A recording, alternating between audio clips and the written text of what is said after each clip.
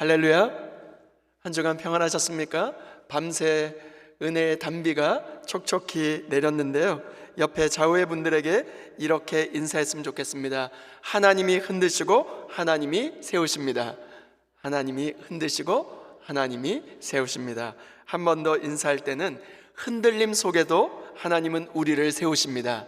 흔들림 속에서도 하나님은 우리를 세우십니다. 아멘이십니까? 광고했듯이 다음 주일날은 1부, 2부 모든 예배 이후에 선교 바자회 선교 펀드레이징이 있습니다.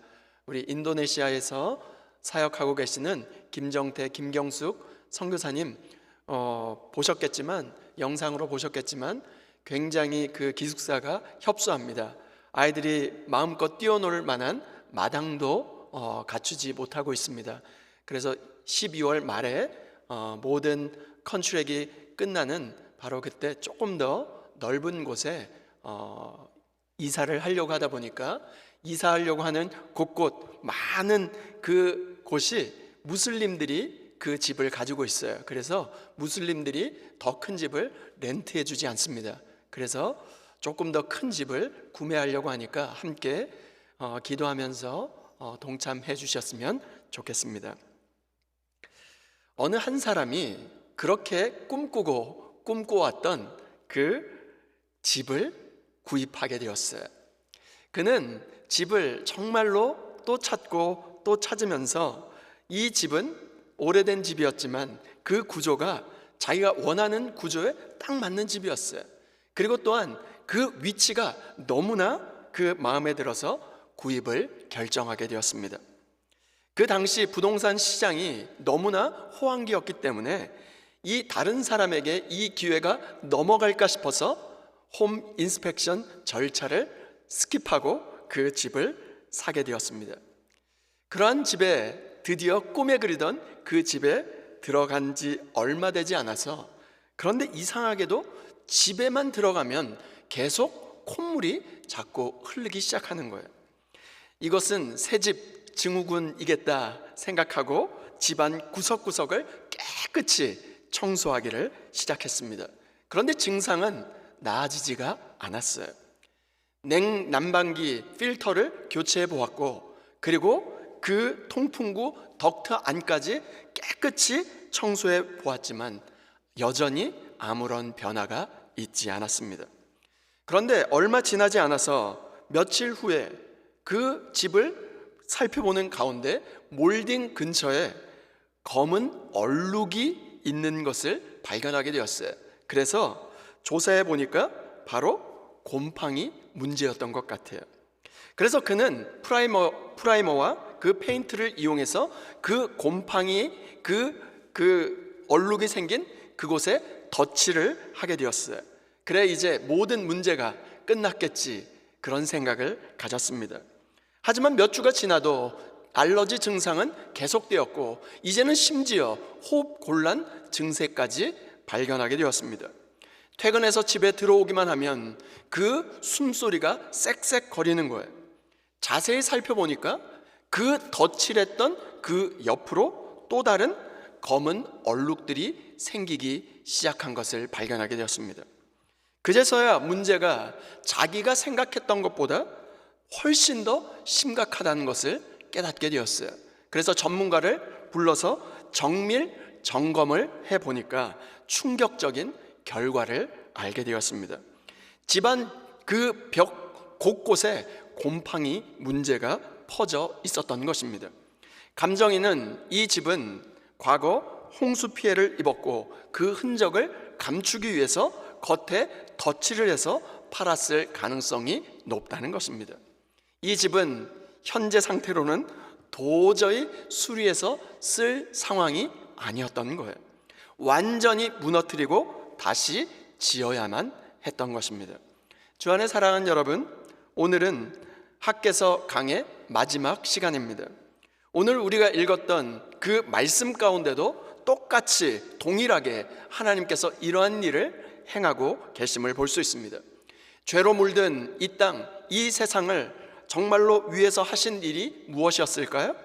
우리의 낡은 모든 것, 우리가 정말로 그 허물 수밖에 없었던 그 모든 죄악을 완전히 허무시고 새롭게 만드신 작업을 하셨죠.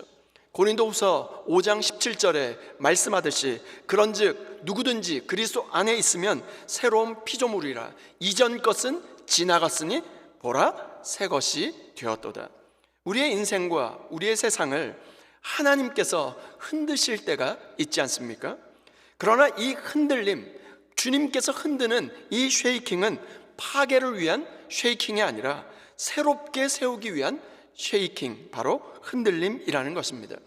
오늘 본문은 학개 선지자의 마지막 메시지로 총독 스룹바벨에게 주신 하나님의 종말론적인 선언과 같은 메시지입니다. 이 말씀은 한 시대의 예언이 아니라 지금 예수 그리스도를 통해서 하나님의 나라와 하나님의 통치의 완성을 지금 예표하는 말씀이 되는 것입니다. 오늘 말씀을 통해서 하나님이 흔드시는 흔들림 속에서 무너지는 것은 세상 왕국이요, 세우시는 것은 하나님의 나라임을 함께 살펴보고자 합니다. 그 첫 번째 교훈은 이것입니다. 하나님은 열방을 흔드신다는 것입니다. 20절 말씀입니다. 그달 24일에 여호와의 말씀이 다시 학개에게 임하니라 이르시되, 이것은 학개서의 그 말씀 가운데 통틀어서 네 번째로 주어진 하나님의 말씀입니다. 놀라운 것은 우리가 지난주에 함께 나누었던 그 말씀과 똑같은 날 주어진 말씀이라는 거예요. 우리가 지난주에 그 학개서 그 2장 10절부터 19절까지 함께 나누었는데 그날 어떤 날이었습니까? 9월 24일 똑같은 날 주어진 말씀이에요. 같은 날 하루에 2개의 예언을 받은 것입니다. 하나는 어떤 말씀입니까? 오늘부터 내가 너희에게 복을 주리라. 하나님의 축복이 선언되어진 날이 아닙니까? 또 다른 하나의 메시지는 무엇이었죠? 내가 하늘과 땅을 진동시킬 것이다. 바로 종말의 선언을 하고 있습니다. 한 가지 주목할 것은 이 날짜에는 다리오 왕의 이름이 언급되어 있지 않아요. 학개서 그 2장, 그 통틀어 2장밖에 되지 않은 이 말씀 가운데 학개서의 5번의 날짜가 지금 나오고 있거든요. 정확한 날짜를 언급하고 있는데 3번, 학개서 1장 1절에는 다리오 왕 제2년 6째 달 곧 그 달 초하루에 다리오 왕이 나와요. 1장 15절에도 나옵니다. 그때는 다리오 왕 제2년 6째 달 24일이라. 우리가 지난주에 살펴보았던 2장 10절에도 다리오 왕 제2년 9째 달 24일. 지금 다리오 왕이 그 5번의 그 날짜가 나오는 바로 3번이나 반복적으로 다리오 왕이 언급되고 있었어요. 심지어 같은 날 주어진 바로 이전의 메시지 학개서 2장 10절에도 다리오 왕의 이름이 언급됩니다. 그런데 오늘 마지막 메시지에는 다리오 왕의 이름이 빠져 있어요. 완전히 빠져 있습니다. 왜 그랬을까요? 이 말씀은 역사적 왕의 시대를 넘어선 영원한 왕, 만왕의 왕이 되시는 메시아의 왕권을 지금 예언하고 있는 말씀이기 때문에 그렇습니다. 다리오 왕은 어떤 왕일까요? 다리오 왕은 역사의 한 장면에서 사라질 인물이 아닙니까? 그러나 하나님께서 지금 말씀하시는 왕은 영원한 왕, 만왕의 왕을 선언하고 계신 것입니다. 21절 말씀에 보면 하나님은 스룹바벨에게 말씀하시면서 이렇게 선언하고 계십니다. 21절 말씀입니다. 너는 유다 총독 스룹바벨에게 말하여 이르라. 내가 하늘과 땅을 진동시킬 것이요. 그런데 이 말씀의 대상이 유대인 전부가 아닙니다. 이스라엘 백성들이 아니었어요. 누구에게 지목해서 하시는 말씀이었을까요? 총독 스룹바벨에게만 한정되어 말씀하고 계신 것입니다. 지난번에는 제사장에게 말씀하셨는데 오늘 주어진 메시지의 대상은 스룹바벨이었어요. 이 약속은 제사장 계명이 아니라 왕의 계보 곧 다윗의 후손을 통해서 성취될 바로 메시아적인 약속이기 때문에 지금 스룹바벨에게만 지금 말씀하고 있는 것입니다. 스룹바벨은 단순한 총독이 아닙니다. 다윗 왕조의 그 회복을 예표하는 메시아의 그림자였어요. 스룹바벨은 다윗의 혈통이었어요. 그리고 여호야긴 왕의 바로 손자였습니다. 여러분, 이 스룹바벨이 언제 등장할까요? 마태복음 1장 1절에는 어떻게 기록되냐면 아브라함과 다윗의 자손 예수 그리스도의 계보라, 예수 그리스도의 계보를 설명하는 바로 그 지점에 스룹바벨이 등장합니다. 마태복음 1장 12절과 13절 말씀입니다. 바벨론으로 사로잡혀간 후에 여고냐는 스알디엘을 낳고 스알디엘은 스룹바벨을 낳고 스룹바벨은 아비웃을 낳고 아비웃은 엘리야김을 낳고 엘리야김은 아로스를 낳고, 바로 스룹바벨은 예수 그리스도의 계보를 잇는 예수 그리스도의 조상이라는 거예요. 그런데 21절에 내가 하늘과 땅을 진동시킬 것이요 말씀합니다. 그런데 여러분, 이 말씀은 학개서 2장 6절에서 했던 말씀을 다시 반복하고 있는 것 같아요. 학개서 2장 6절 말씀입니다. 내가 하늘과 땅과 바다와 육지를 진동시킬 것이요. 학개가 이렇게 반복적으로 이야기하고 있는 이유가 무엇일까요? 하늘과 땅과 바다와 육지가 단번에 진동된 그 사건이 무엇입니까? 출애굽 사건이죠. 출애굽 사건이 바로 이 모든 예언의 그림자가 되기 때문입니다. 홍해가 갈라졌어요. 바로의 병거와 바로의 군대가 무너졌던 바로 그날 하늘과 땅과 바다와 육지가 진동하게 되었습니다. 바로 그 구절이 바로 출애굽기 14장 17절 말씀입니다. 내가 바로와 그의 모든 군대와 그의 병거와 마병으로 말미암아 영광을 얻으리니, 오늘 본문입니다. 학개서 2장 22절입니다. 여러 왕국들의 보좌를 엎을 것이요 여러 나라의 세력을 멸할 것이요 그 병거들과 그 탄자를 엎드러뜨리리니 말과 그 탄자가 각각 그의 동료의 칼에 엎드러지리라. 학개가 바로와 그 군대를 멸망시켰던 바로 출애굽 사건을 언급한 것은 학개서 1장 8절에 내가 그것으로 말미암아 기뻐하고 또 영광을 얻으리라 한 그 표현과 지금 출애굽기 14장 17절 말씀과 정확하게 일치하고 있어요.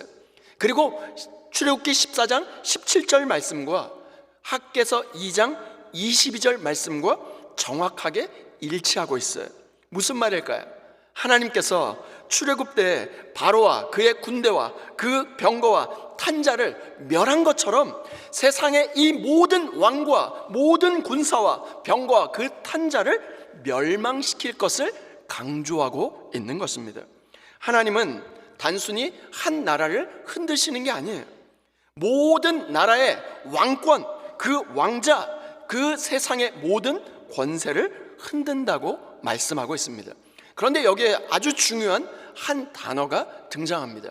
여기에 나오고 있는 왕국들의 보좌라고 하는 이 단어는 보좌, 왕국들, 만왕의 왕들의 보좌라고 하는 이 단어가 단수로 사용되고 있습니다. 보좌들이 아니에요. 보좌들이 아니라 보좌, 단수로 사용되고 있습니다. 땅에 수많은 왕들이 있어요. 땅에 수많은 권세들이 있어요. 그런데 하나님이 보시기에는 모두 다 한 가지 세력이라는 거예요.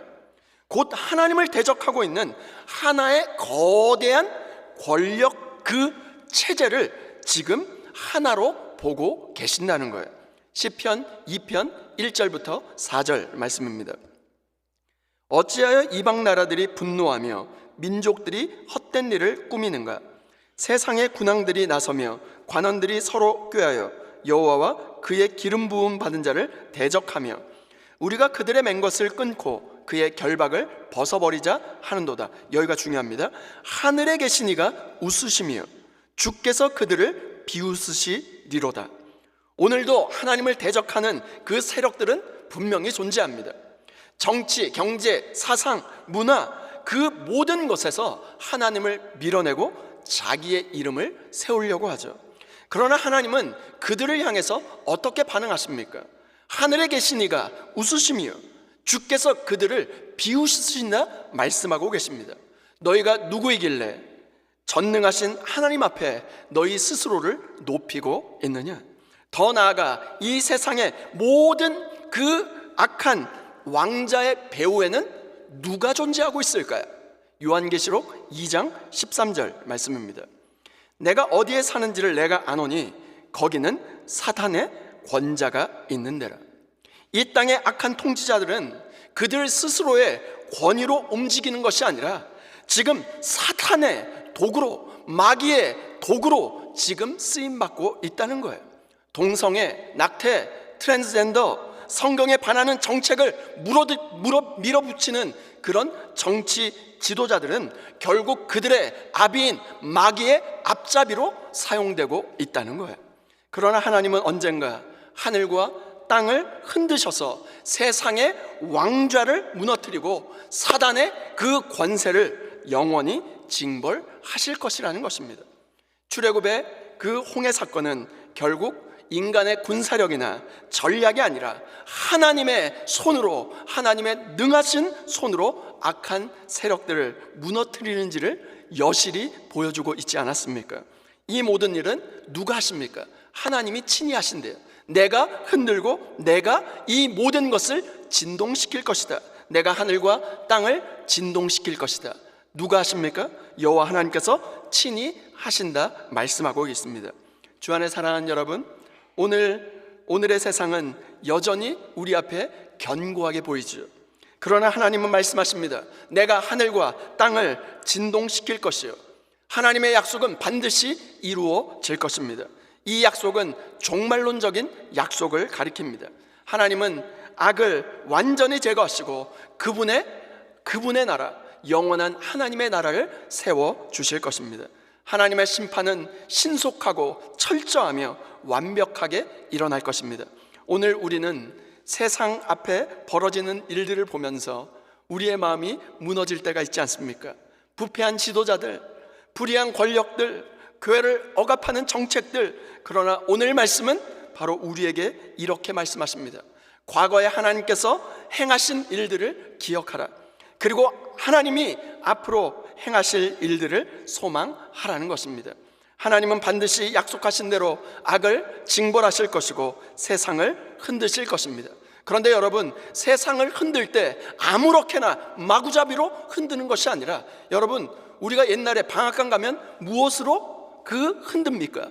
그 채에다가 담아서 흔들지 않습니까? 채를 흔들어 알곡과 쭉정이를 가르듯이 하나님은 세상과 우리의 삶을 흔드셔서 반드시 참된 것을 남기실 것입니다. 지금도 세상은 견고해 보이지만 하나님의 역사 위에 만왕의 왕으로 하나님은 여전히 서 계십니다. 세상의 권력과 부가 흔들릴 때 오늘 우리는 어디에 서 있습니까? 오늘 우리의 작은 제국인 자존심, 욕망, 물질의 보좌에 갇혀서 세상과 함께 흔들리고 있는 것은 아닙니까? 하나님께서 흔드실 때 무너지는 것은 인간의 제국이요, 흔들림 속에서 든든히 세워져 가는 것은 오직 하나님의 나라인 것입니다. 하나님 나라, 바로 모든 나라의 권세가 무너지고 인간의 교만한 제국이 흔들릴 때 주님 안에 거함으로 말미암아 흔들림이 없는 하나님의 나라에 든든히 세워져 갈 수 있는 저와 여러분 모두가 될 수 있기를 주님의 이름으로 축원드립니다. 두 번째, 하나님은 열방의 구원을 약속하십니다. 23절 말씀 우리 다 같이 한 목소리로 읽겠습니다. 시작. 만군의 여호와가 말하노라. 스알디엘의 아들 내 종 스룹바벨아, 여호와가 말하노라. 그날에 내가 너를 세우고 너를 인장으로 삼으리니 이는 내가 너를 택하였음이니라. 만군의 여호와의 말이니라 하시니라. 23절 말씀에 보니까 하나님은 그날에 라는 표현으로 시작하고 있습니다. 그날은 단순한 하루가 아닙니다. 그날은 스가랴, 말라기, 바로 호세아, 요엘, 아모스 모든 예언서에서 예언하는 여호와의 날, 심판과 구원이 동시에 임하는 바로 더데이, 바로 그날입니다. 이 마지막 흔들림 앞에 앞서서 하나님은 또 하나의 약속을 주셨습니다. 바로 예수 그리스도를 통해서 첫 번째 흔들림, 바로 구속의 사건을 말씀하고 계십니다. 마태복음 27장 51절 말씀입니다. 이에 성소 휘장이 위로부터 아래까지 찢어져 둘이 되고 땅이 진동하며 바위가 터지고, 예수 그리스도께서 십자가에 달려 돌아가실 때 하늘과 땅이 실제로 진동이 일어나게 되었습니다. 해도 빛을 잃었습니다. 영적으로 사망과 음부의 열쇠가 그리스도께 주어졌습니다. 하늘과 땅이 진동하는 출애굽 사건은 바로 어디에서 성취되었습니까? 바로 영적인 홍해가 갈라지는 그 사건, 바로 십자가 사건에서 성취가 되었죠.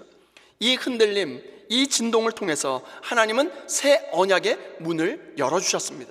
십자가의 그 진동, 그 흔들림이 바로 구원의 흔들림이 된 것이죠. 예수 그리스도께서 십자가에 달려 돌아가심으로 말미암아 성소 휘장이 위로부터 아래로 찢어져 둘이 되고 땅이 진동하는 그 사건을 통해서 죄인된 우리가 하나님께로 나아갈 길이 열리게 된 것입니다. 하나님은 스룹바벨에게 지금 어떤 호칭으로 지금 부르고 계실까요? 내 종이라고 부르고 계세요. 이 호칭은 아무에게나 불려지는 호칭이 아니었습니다. 단순한 존칭도 아니었어요. 성경에서 내 종이라고 불렀을 때 그것은 하나님의 특별한 구속 사역에 쓰임받는 사람에게만 주어진 호칭이었어요. 누구에게 이렇게 불렀을까요? 모세에게, 다윗에게, 선지자들에게, 그리고 장차 오실 메시아에게만 사용된 특별 호칭이었어요. 즉 무엇을 지금 말하고 싶으신 것일까요? 내 종 스룹바벨아. 스룹바벨은 단순한 총독이 아니라 메시아 왕의 예표가 되는 사람이라는 거예요. 그리고 하나님은 스룹바벨에게 이렇게 약속해 주십니다. 그날에 내가 너를 세우고 너를 인장 반지로 삼을 것이다. 그런데 여러분, 인장 반지라고 하는 것은, 인장이라고 하는 것은 고대에서 왕의 인장 반지라는 것은 절대적인 권위와 절대적인 통치를 의미하는 것이었습니다. 이 말은 내 권세와 내 모든 통치를 너에게 맡기겠다는 뜻입니다. 그러나 중요한 것은 이 약속이 스룹바벨 개인에게만 국한되는 게 아니라는 거예요. 23절에 그날이라고 했을 더데이라고 하는 것은 어떤 날을 의미합니까? 여호와의 날, 곧 종말과 구원 사건이 완성되는 날이 아닙니까? 하나님은 그날에 메시아 왕을 세우시겠다라고 선언하고 있습니다. 다윗 왕궁이 무너졌어요. 유다의 보좌가 사라졌어요. 하지만 하나님은 스룹바벨의 계보를 다시 바로 이어서 바로 다윗의 씨를 선택하시고 예수 그리스도 안에서 영원한 인장으로 삼으시겠다 약속하고 계십니다. 그렇기 때문에 예수 그리스도가 인장이 되신다는 거예요. 스룹바벨의 계보를 따라 오신 그리스도, 예수 그리스도 안에서 이 모든 바로 그 약속이 성취된다는 것입니다. 여러분에게 질문하겠습니다. 여러분은 답은 하나입니다. 예수 그리스도, 예수 그리스도를 외치시면 됩니다. 대답해 주시기를 바랍니다. 세상의 모든 왕국을 무너뜨리고 영원한 나라를 세우신 분이 누구십니까? 예수 그리스도. 하나님의 인장이 되신 분이 누구이십니까? 스룹바벨의 계보를 통해서 오신 우리의 참된 메시아, 만왕의 왕이 되시는 분이 누구이십니까? 아멘이십니까? 하나님은 오늘도 우리를 세상 속으로 보내셔서 하나님의 인장을 삼으시기를 원하십니다. 우리를 통해서 하나님의 권세, 하나님의 통치가 드러나기를 원하십니다. 오늘 우리는 하나님의 인장으로 그분의 통치를 세상 속에서, 가정 속에서 증거하고 계십니까? 이 세상은 흔들리고 우리의 인생이 흔들릴지라도 하나님의 택하심과 하나님의 선택은 흔들리지 않음을 믿으십니까? 무너진 다윗의 장막 위에 하나님은 다시 메시아 왕국을 세우기를 원하십니다. 그러므로 세상이 흔들려도 겁내지 말고 두려워하지 마시길 바랍니다. 왜요? 그 흔들림 끝에는 하나님의 인장이 서 있기 때문입니다. 다 함께 따라해 보실까요? 하나님은 흔드심을 통해 새롭게 세우신다. 흔들림 끝에는 하나님의 인장이 있다. 아멘이십니까?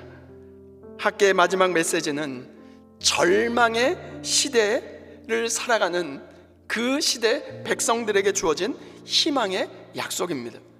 페르시아 제국 아래 아무런 소망이 없었을 때였어요. 그때 하나님께서 말씀하십니다. 내가 흔들고 내가 세우리라. 하나님은 지금도 흔들고 계십니다. 우리의 삶을 흔들고 교회를 흔들고 나라와 세상을 흔드십니다. 그러나 그 흔들림은 끝이 아니라 새로운 시작이 되는 것입니다. 무너짐은 끝이 아니라 새 기초를 쌓는 은혜의 과정인 것이죠.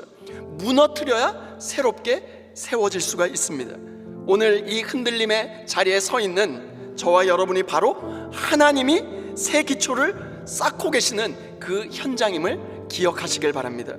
우리는 정말로 수리하는 정도 그 수준이 아니라 하나님께서 무너뜨리고 새 창조의 역사로 세우신다는 것을 믿으시길 바랍니다. 하나님은 세상을 흔드실 뿐 아니라 우리 인생을 새롭게 세우십니다. 무너진 자리, 포기한 관계, 무력한 그 신앙 그 자리에서 하나님은 새 기초를 놓고 계시는 것입니다. 그러므로 두려움보다 믿음으로 반응하시길 바랍니다. 흔들릴수록 정말로 무릎 꿇고 주님 앞에 엎드리는 자를 통해서 주님께서는 다시 세우실 것입니다. 우리의 낡은 것, 허물어져야 할 옛것을 무너뜨리고 내가 흔들고 내가 세우리라, 이 약속을 믿고 오늘 다시 믿음의 기초 위에 설 수 있는 저와 여러분 모두가 될 수 있기를 주님의 이름으로 축원드립니다. 대부분의 사람은 도전하고 시도하는 것을 두려워합니다. 왜 그럴까요? 거절당할까봐, 실패할까봐. 그렇죠. 그런데 이 두려움은 도대체 어디서부터 그 발현된 것일까요? 이 두려움이라고 하는 것은 꽤나 힘이 있습니다. 어떤 힘일까요? 우리가 거기에 붙들려 버리는 거예요. 과거의 경험이 우리의 기억 속에 남긴 힘입니다. 어떤 과거의 기억들일까요? 완전히 바닥을 쳤던 그 기억들, 왜 내가 이 정도밖에 되지 않았나 하는 그런 경험들 말입니다. 나라고 하는 사람이 한 사람이 되기까지 정말로 엄청나게 오랜 시간을 또 쌓고 여기까지 왔는데, 오랜 시간 걸렸는데 그것이 무너질 때는 정말로 한순간이 아닙니까? 여러분, 실패를 어떻게 정의하고 계십니까? 한 아이와 한 아빠가 이런 대화를 합니다. 아빠가 아이에게 묻습니다. 아들아, 실패가 뭐라고 생각하니? 아이가 정말로 뜻밖의 너무나 중요한 인사이트를 가진 대답을 했어요. 아빠, 실패란 다시 하라는 거 아닐까요? 두려움이라고 하는 실패의 경험은 없앨 수가 없지만 그럼에도 불구하고 다시 일어나 앞으로 나아가라는 것이 아닐까요? 스카펙이라고 하는 사람이 이런 말을 했습니다. 용기라고 하는 것은 두려움이 없는 상태가 아니다. 두려움이 없다라는 것은 일종의 뇌 손상이라고 할 수 있다. 건강한 사람이라면 없앨 수 없다. 두려움이란 강력한 힘이 있지만 용기라는 것은 두렵더라도 자동차에 키를 꽂고 시동을 걸어서 악셀을 한번 눌러보는 행위에서 비롯된다. 용기는 두려움이 있는 가운데 내는 것입니다. 여러분, 용기는 나는 게 아니에요. 용기는 내는 것입니다. 흔들릴 때 주저하지 마시길 바랍니다.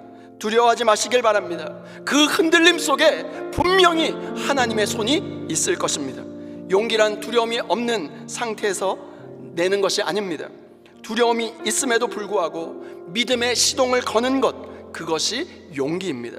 흔들림 끝에 다시 세우시는 하나님을 믿으시고 두렵더라도 주님의 손을 붙잡고 믿음의 키를 꽂아서 순종의 시동을 걸어 엑셀을 밟음으로 주님의 손으로 다시 새롭게 지음받을 수 있는 저와 여러분 모두가 될 수 있기를 주님의 이름으로 축원드립니다.